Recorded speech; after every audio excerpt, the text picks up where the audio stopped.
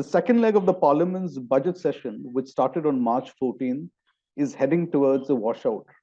Both houses of Parliament have been repeatedly adjourned following disruptions by the Treasury benches over Congress leader Rahul Gandhi's remarks made in London on the state of India's democracy and the opposition MPs demanding a joint parliamentary committee probe into allegations against Gautam Adani Group. It is perhaps the only time in recent parliamentary history that Treasury benches have derailed House proceedings.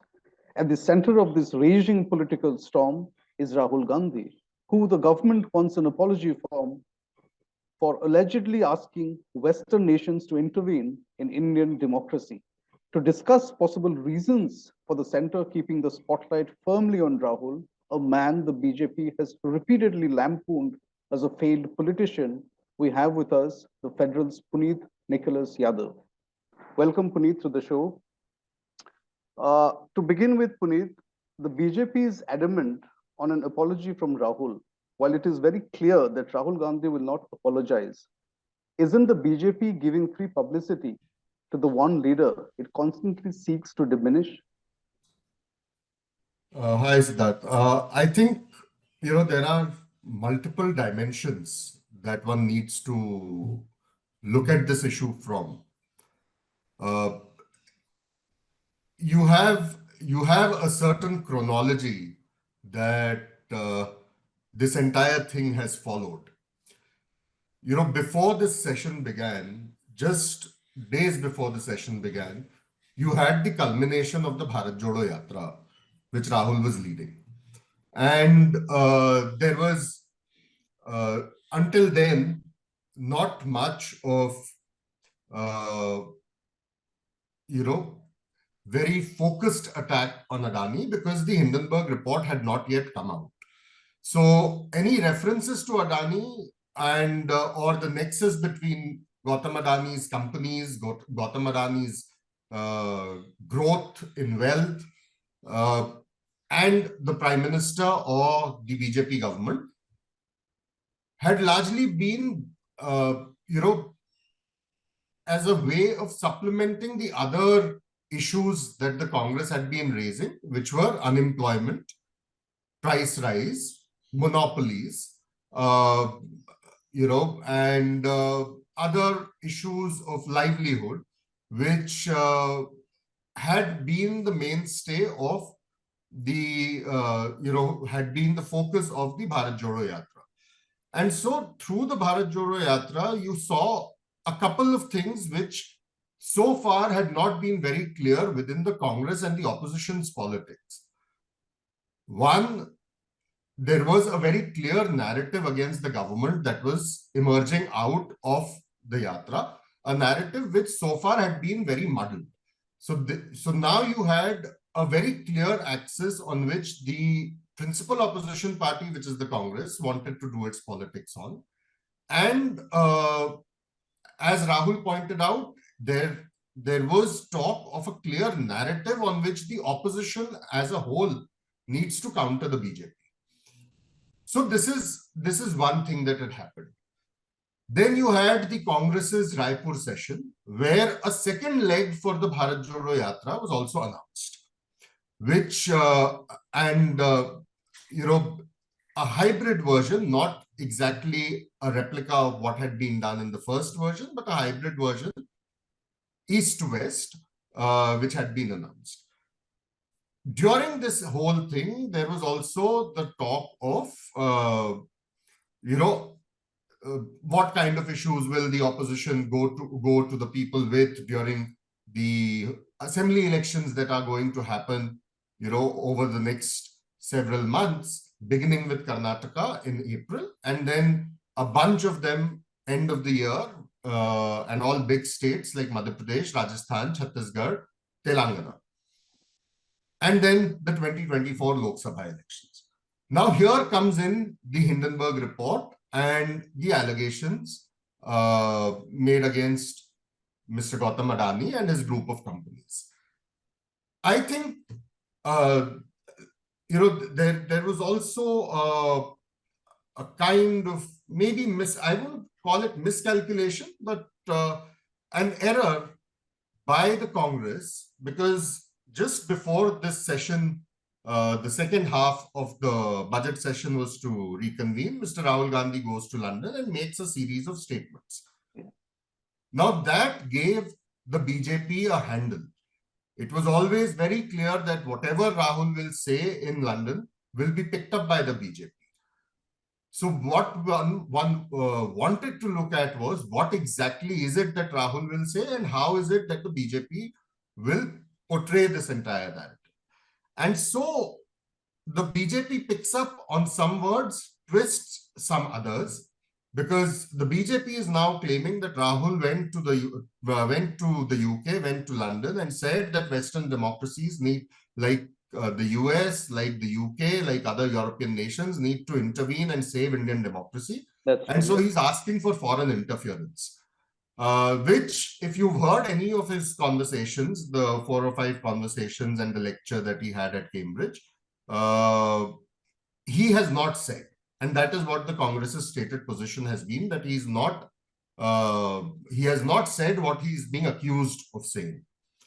But that gives the BJP a handle to stick this whole thing on Rahul and paint him as per a narrative which has eminently suited the BJP in the past, of an anti-national, of somebody who is not working in the best interests of the country. And so now this entire charge against Rahul. If you've seen the last, the political events of the last 2 weeks, 2.5 weeks, 1 week of Parliament, basically, 1 week of Parliament in the sense 7 sittings of Parliament, and the days immediately prior to that.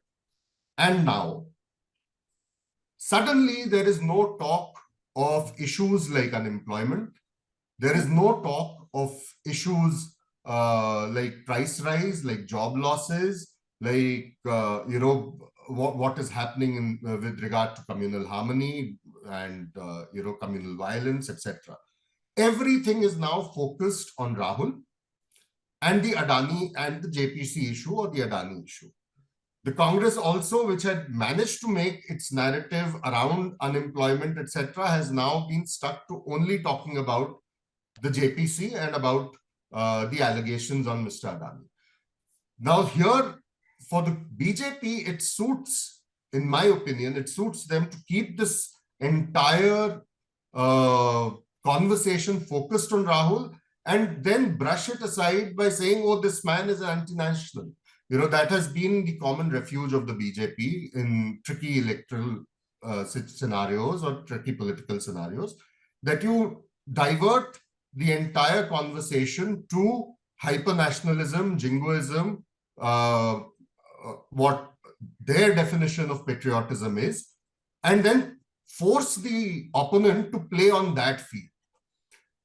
The Congress has been trying to not do that, but then it's also caught in a sort of a trap, in my opinion, by saying that, by focusing only on the Adani issue and not talking about any of the other issues which had been getting a traction through the Bharat Jodo Yatra. And that, I think, is the reason why you're seeing this very, very focused attack on Rahul. Right. So just to extend that point a little further, Puneet, do you think if Rahul Gandhi had not gone to London between these 2 sessions, between the first session of within the first and the second leg of the budget session, the Congress would have been at a much better position to yield, answers from the government on certain pressing issues which you have just mentioned? No, I don't think a better position or not. I don't think the government wants to answer these questions in the first place. And the only thing is, had he not, whatever he said in London is something he said multiple times in India. The difference is, by saying these things in London, the BJP has kind of got ground to twist and turn, twist the words, say that, oh, you've gone on foreign soil and said certain things about India, which may or may not have been said, which the Congress is saying were never said. But it's allowed the BJP to sort of revive its hyper-nationalism and its charge against the Congress and specifically against Rahul, that they do not have the country's best interests in mind, even though the Prime Minister has said and actually said, things on foreign soil and multiple times on foreign soil, which would have reflected rather poorly on the office that he holds. He said things about India of the past 70 years and trying to compare how his government has kind of lifted the prestige of the country, while other governments had, had kind of ruined it, just to paraphrase what he says. But then these charges, unfortunately for the Congress, unfortunately for Rahul Gandhi, tend to stick on Rahul and the Congress more than they tend to stick on Narendra Modi. And maybe that is a lapse on part of the Congress's communication strategy and on part of the media, which, sections of the media which do not highlight X as compared to the way they highlight Y. Yeah. So I don't think it would have had much of a difference whether, he'd gone to London or not. But by going to London, he's definitely, and saying these certain things, he's certainly given a handle to the BJP, which the BJP is now exploiting. Right.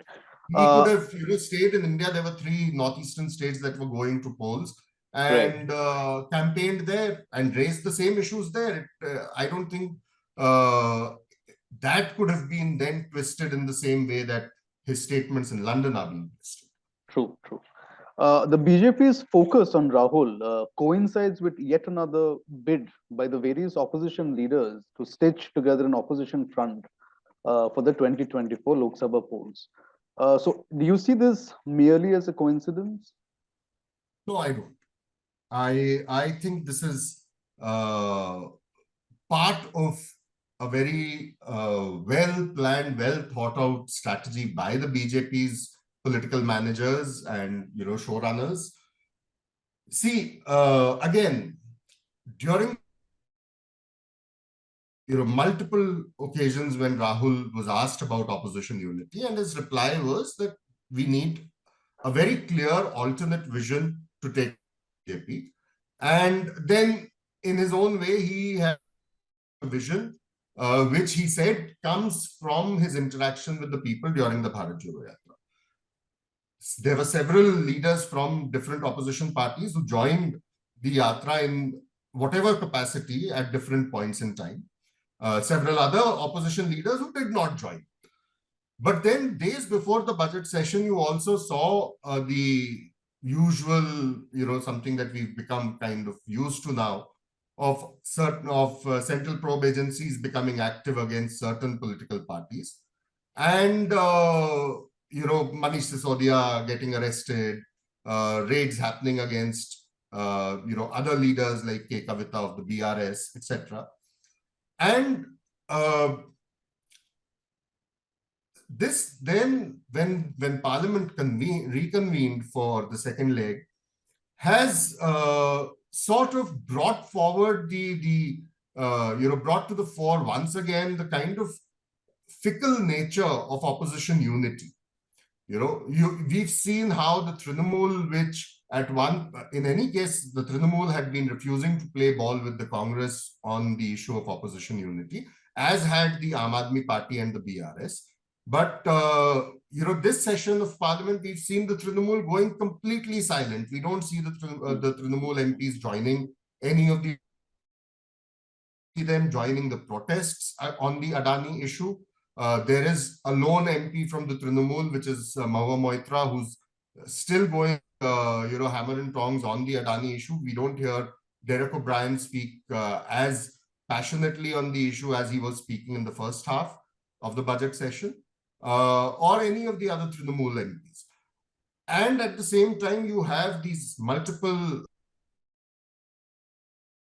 of Kavita from the BRS, of Trinamool leaders, repeatedly asserting that we do not need to follow the Congress when it comes to unity. Going and having his national executive, the Samajwadi national executive in Calcutta, and a new kind of camaraderie between him and Mamata Banerjee. So there is definitely some kind of an exploitation of the weak points within opposition parties, opposition leaders, which the BJP is taking advantage of, and there this is geared towards keeping the friction within the opposition conglomerate kind of alive. Right. As the BJP was adamant, so is the Congress. The Congress is adamant on a JPC probe into the Adani issue, while the BJP is resolute on an apology from Rahul. So, do you think will this impasse end, or will it wash out the remainder of the second leg of the budget session too? I don't see the impasse ending. See, this is the budget session, and so there's a slight difference from the other sessions of Parliament, the monsoon session or the winter session. What I see happening is there will be no apology from the Congress. The Congress is very clear on that. They've said so multiple times. There have been meetings called by the presiding officers of both houses where, the Congress has said there is no question of an apology.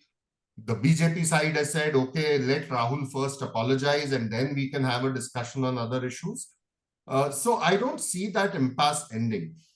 What I would also want to point out here, Siddharth, is that the role of the presiding officers in both houses, particularly in the Rajya Sabha of the Rajya Sabha chairman, Mr. Jagdeep Dhankar, is also a matter of concern, because we've seen both the presiding officers outside the house and also in some ways inside the house, echoing views of the treasury benches against the opposition and particularly against Rahul.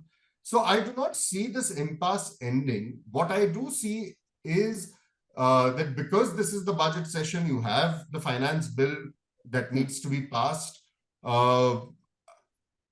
These bills, although they are extremely important and they need to be debated, what I suspect, and it won't be for the first time during this government's reign, these bills will be passed despite the disruptions, without any discussion.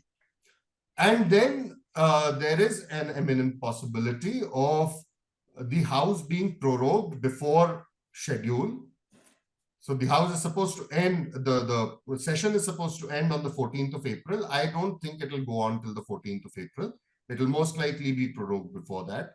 And the government has nothing to lose, in a sense, that it will get its main agenda passed, which is the finance bill, and the demand for grants will be guillotined by the Lok Sabha Speaker. And so the government gets to evade the questions that it wants to evade. It will not give you any clear answers on the Adani issue. It will not give you any clear answers on the issues of unemployment, although I don't see any of the opposition MPs raising that issue anymore. Everyone's talking only about Adani. So I don't see any answers on Adani coming from the government side. They get to have the budget cleared. They get to have the finance bill cleared, and that's the end of it. And you pick up this impasse where you're leaving it when the next session of Parliament convenes, and by then I'm sure the opposition, the centre, the treasury benches will also have some other issue to continue with the disruptions. So, I mean, what emanates from this discussion, I think the big casualty that will remain is the lack of debate and lack of discussion, which is supposed to happen. That's what you are saying, right? All the bills will be passed as it is, but debates, discussion surrounding the major issues, that will be a hindrance, right? Absolutely. Okay. Thank you so much, Puneet, for joining us and sharing such insightful analysis on this entire issue and breaking it up.